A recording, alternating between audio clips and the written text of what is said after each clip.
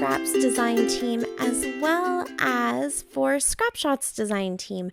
So the papers that I'm using are from the Simple Stories collection called The Little Things, and that is all papers from Scrapshot. So please go and check out their links so you can check out the store and buy all their fun goodies.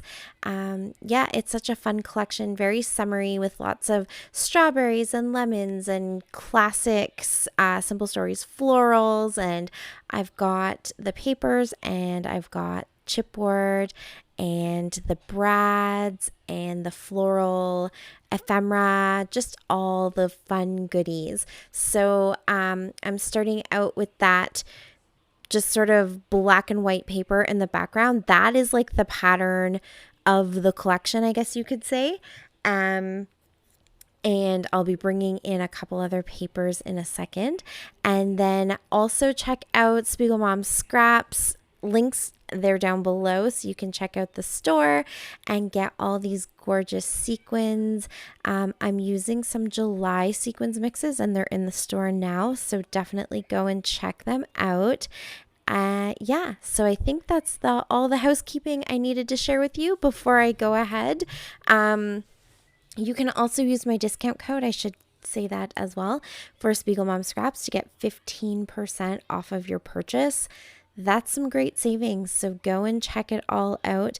Buy all the beautiful sequins, and also the double-sided tape that I'm using in this video is in the Spiegel Mom Scraps store. I'm specifically using this because it is a really strong tape, but also it's very, very thin.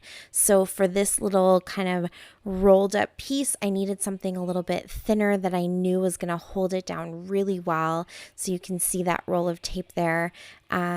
That's what my go-to is. Also for a few of the other little elements where I just don't have a ton of room, and so using my ATG is gonna leave too thick of a line of adhesive. That adhesive is really nice and thin, tears off of the roll really easy, so it's quick and easy to use, and you can get it kind of exactly where you want it to go.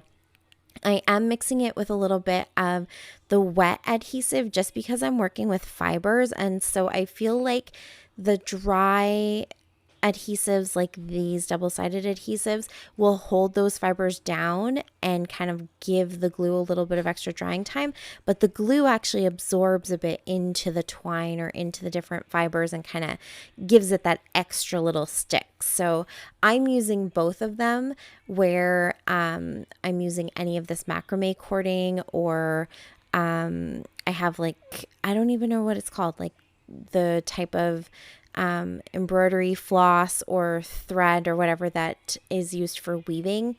When I'm using those, I'm using both. But essentially what I'm creating here is what I have on my wall at home, which is a wooden dowel hanging from some macrame cord, just like I have mine kind of hanging there. And then there's more macrame cords hanging down from that dowel. And then there were little paper clips that I can use to hang photos or whatever you want to hang from it. It's from Dollar Tree. And yeah, I just have them on my wall, and they're just like a really fun way to display pictures that I haven't scrapped yet, pictures of the kids and stuff like that, and we can change them out every time we go on a trip or anytime we do something exciting, or for the kids' birthdays, that kind of stuff. So I'm essentially replicating that. I have actually done a layout almost exactly like this before, where I rolled up the paper and kind of created a dowel and then had things hanging from it. So that concept isn't really new to me, but bringing in the macrame cord was something a little bit different, and trying to replicate that exact piece that's on my wall is a little bit different from my last layout. Plus, they're going into completely different albums and telling two completely different stories. So honestly, I have a few layout designs that I really love. I'm happy to go ahead and repeat those. Every time you do it, I feel like it's going to be different anyways. You're using different materials, and that gap in time between creating it the first time and creating it the second time, you've maybe learned some new tips or tricks or that kind of stuff. So I'm happy to repeat things whenever I know that they work for me and I really like them. So this was just really fun to put together and kind of play around with the cording. So I went ahead and pierced the edges, or like both sides, so that macrame cord could be pulled right through, which is exactly like it is on the dowel on my wall. I didn't want to try to loop any of those cords around and have this really thick portion where the bar was. I wanted the paper to stick to the background paper really flat. So I didn't want to do what you would normally see, which is having that macrame like wrapped around the back of that. And so I poked the holes through to kind of give that feeling. And then I just laid the rest of them over top. So they don't really have a knot up at that top where they kind of look like they were looped around the pretend dowel, my pretend dowel, but they're sticking really well, and I think they look really good. And unless you were getting super nitpicky, you wouldn't really know, because I think the illusion is created pretty well, and I love how it turns out.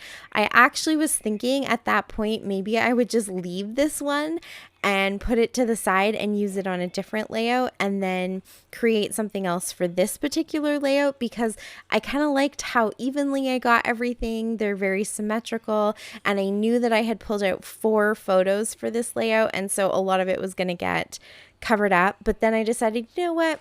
I'm just going to go for it. I can create a third version of this if I want later on, and maybe only pick one photo or something so that you can see more of it. But this was my plan, so I decided to go ahead with it. So once I got those down, then I wanted to add some more extra fun little dangly bits to this display. So you see that a lot on Pinterest with the different hoops and stuff like that, they add different like ribbons or lace or things like that. And so I thought this is where I could bring in the sequins and have some of that weaving cord and embroidery floss and stuff, and I could string some of the sequins into that. So I have a few different textures and a few different colors, all kind of still in that beige palette, I guess you could say. But I have some of them kind of looped together, so they're a bunch of cords, and then others where it's just an individual cord and it has the sequins on it. I kind of strung the sequins onto the cording with a needle, and then I tied each one individually so that they'll stay at the different levels of the cord without me having to glue down every single sequin. The one cord that I kind of had bundled there, that darker beige one, I also tied some knots in it just to give some texture. I pulled some of the cording apart so it's frayed a little bit. I'm even going to add in a little bit of black here just to give a pop of contrast, because the background is so black and white. I thought it would look nice to bring in a little bit of contrast from that. So I'll add in some black. It's not very symmetrical. I just kind of threw it in wherever it looked natural, but also in some of the places where I knew I wasn't going to cover up everything with a photo. I even did a little macrame technique along that middle one there. You can see me doing it right here, where you kind of have the 2 loops of the macrame cording and you pull them together to create the knot. I didn't cinch it up and continue on with that weaving. I just wanted to kind of have a little bit of that reflected somewhere so that you got the idea that this was definitely macrame-esque, I guess you could say. So I just picked some more like cream colored cording and then beige colored cording and created a little pattern along that central line that's coming down. I have my photo there just so that it can give me some placement, so I knew how far down I had to go. But of course I didn't want to cover all of it up, so I felt like it is important, and I do say this a lot when you're doing mixed media, it's really important to me that you kind of create the whole background and not just create in the spaces where you think it's going to show, because then it doesn't look very organic.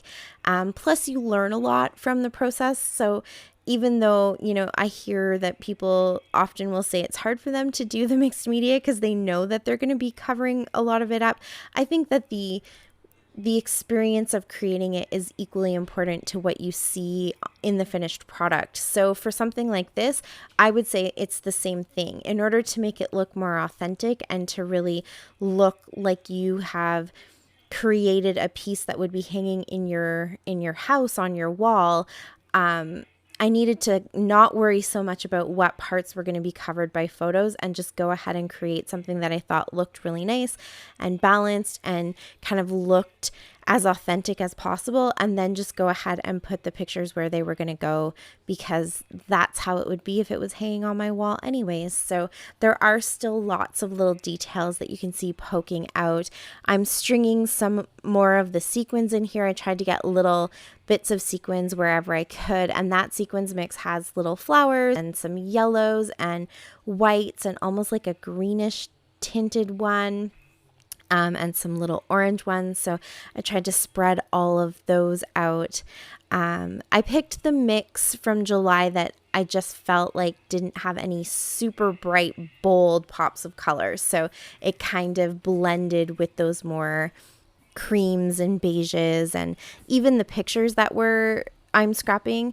Other than the blue sky, everything is a little bit more monotone. Even my daughter isn't, overly dressed in anything too bright and colorful, so I kept everything in that more neutral color tone.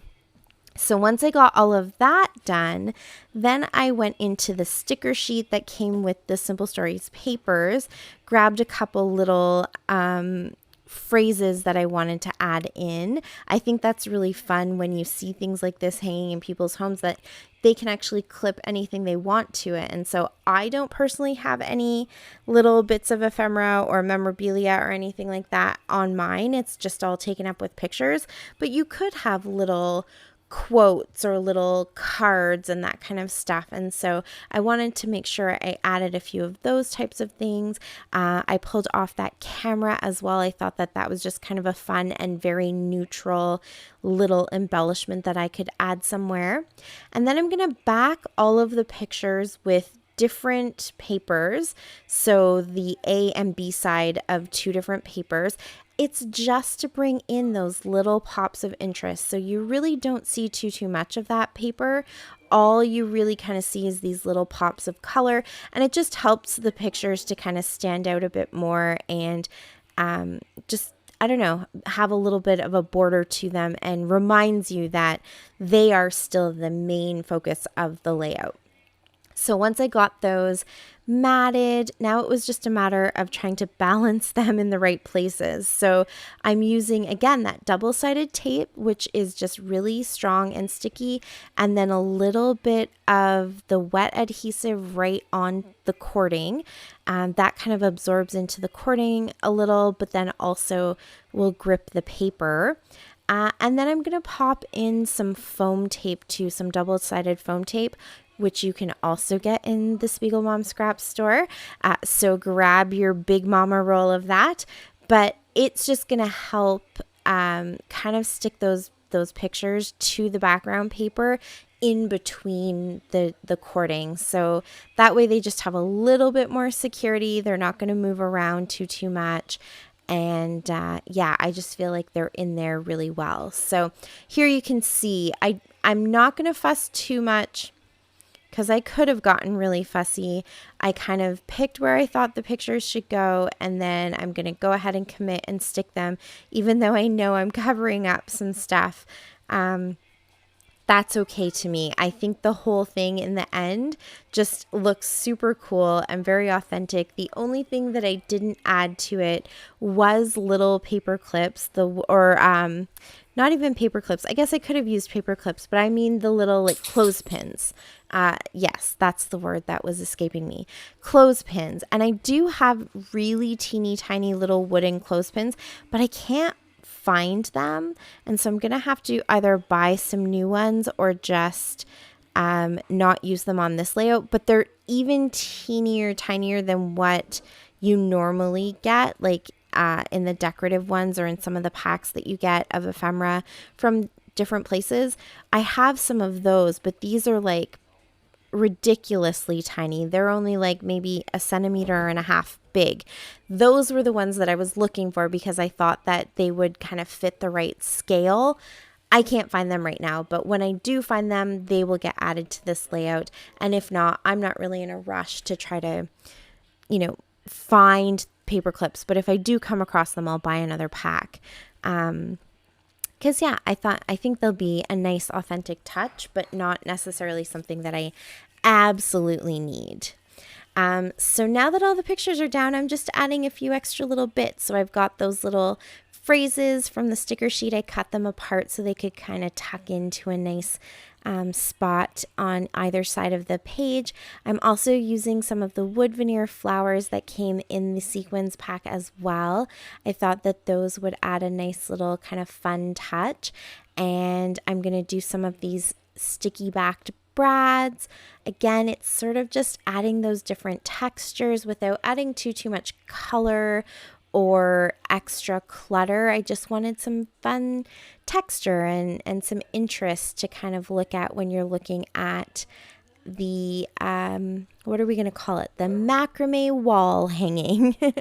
I'm even adding some little chipboard hearts here, just using a few bits and pieces from all of the elements of the collection that I have, except the floral pack. I didn't pull out any flowers. And then finally, my title, I'm going to use that piece of paper that has all the different words on it. And I just kind of looked for a few words that I could string together to create a title. So I have, "Oh, what a wonderful and beautiful day." And then I'll put a heart at the end of it. And so I wasn't sure where to put the title. I decided to go down here with it because I felt like you don't really have a title necessarily on a wall hanging. I mean, maybe you have like word art, but I didn't want to go that route, so I wasn't too sure. So I tucked it down in that bottom corner, and I think it looks fine there. So I'm going to leave it. I think it works. And that is my layout for today. Thank you so much for watching. I really appreciate it. Please check out all the links down below. Subscribe if you haven't already, and I'll be back again soon. So happy scrapping. Bye. What about the channel?